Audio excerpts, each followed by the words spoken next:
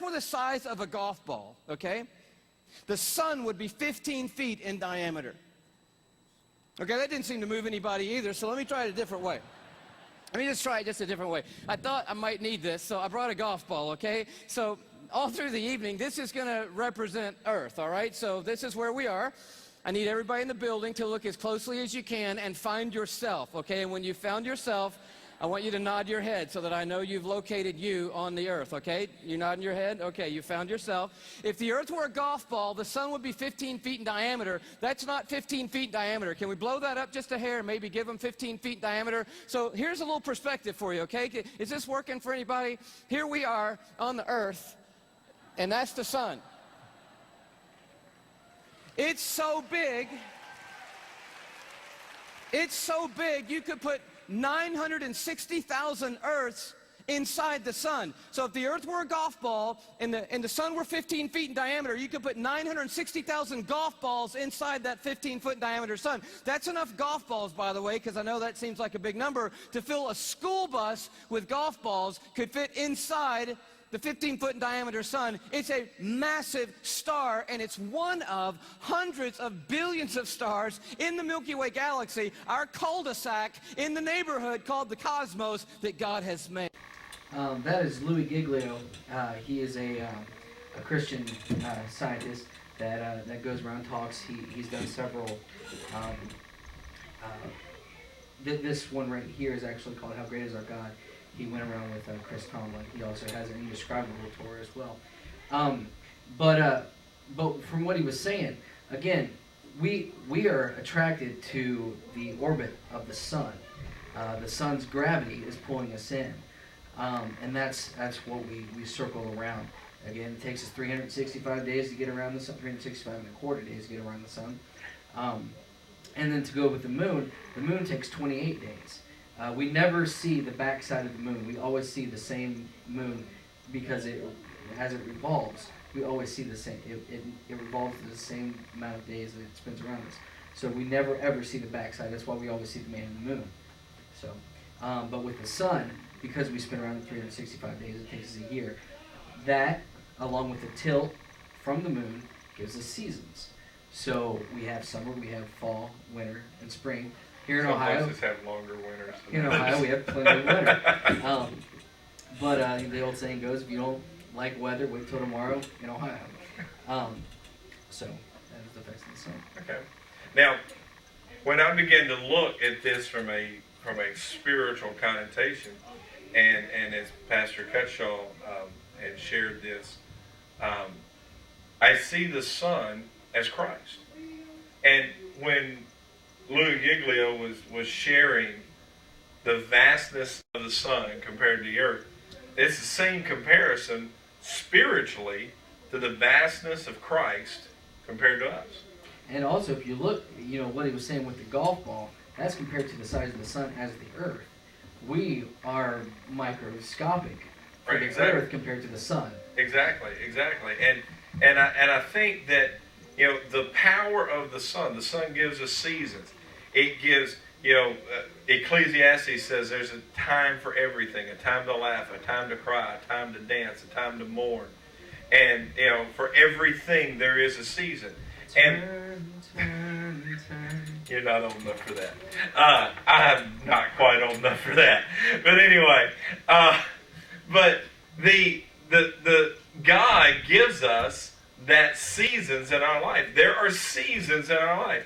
There are seasons of production. There are seasons of growth. There are seasons of dormancy.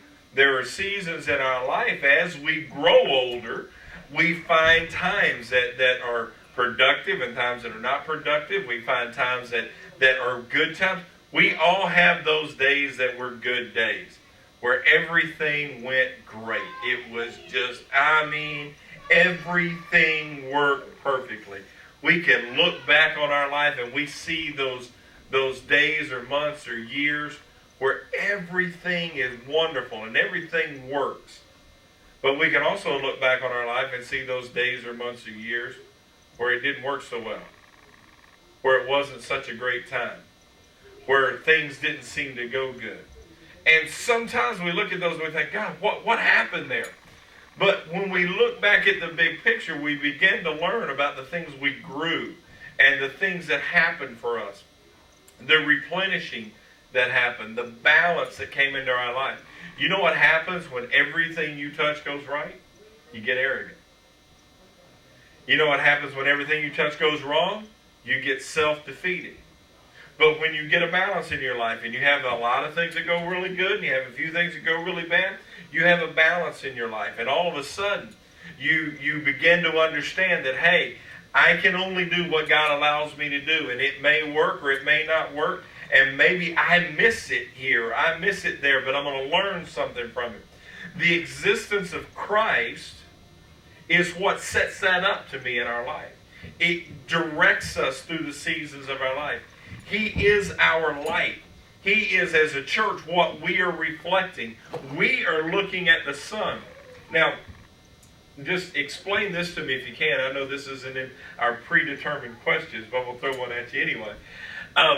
As we reflect the sun, as the moon reflects the sun, whatever part of a moon we see is seeing the sun. So, yeah, there's a time where you get down to a crescent moon, it may be a small, but as long as we can see the moon, it can see the sun. So, that tells me as a church, our responsibility is to stay where we can see the sun. We have to stay where we can see the light of God so that we can light the world. That's the Earth's shadow. Mm-hmm. The Earth's shadow is what blocks out the different phases of the moon. So you have a full moon all the way down to a new moon. Exactly. Because the Earth's casting a large shadow against it. And so, like you said. Now, boy, I can preach there for a few minutes. We need to be a full moon church. Now, there's a lot of things that can be said if I say a full moon church, but we need to be a full moon church. We need to be bright. We need to be looking full in the face of God. But you know what happens? You know why we become a crescent church?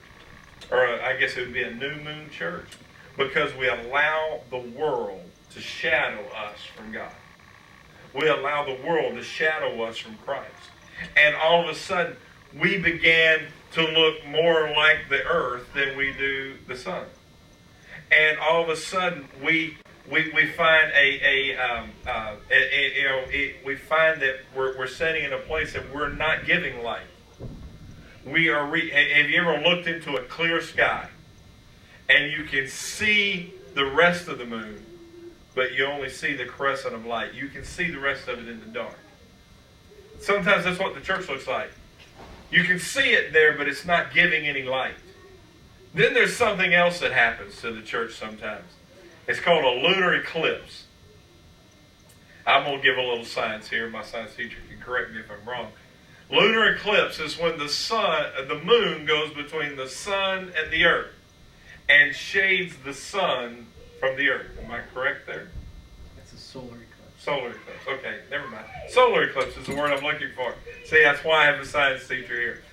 A solar eclipse is when the moon goes in front of the earth. The moon goes in front of the sun and shields the sunlight from the earth in the middle of the day. Sometimes we as the church, we don't reflect the light. We get in the way of the light. Sometimes through our man-made tradition, through you notice when there is a solar eclipse, you notice that the moon is not brightened. It's not a bright ball. It is a dark ball that goes before the sun. And it's actually more harmful for your eyes to look at a solar eclipse straight on because you think that there's nothing there. You think that it's dark and it's fine. And so if you look at a solar eclipse, you'll completely burn off your retina. Wow. Mm-hmm. Wow. So not only is when in the event of an eclipse, we're not as a church, we're not protecting, we're not lighting, and we're getting in the way of the light of God. And so many times we do that with our traditions, with our legalisms, with all the different things that we have in the church, that we get messed up and we become a solar eclipse church, when really we need to go back to being a full moon church. We need to be a church that is reflecting the light of Christ. That is our job. We need to reflect the light of Christ. Christ is the light. his sacrifice that he paid for us, it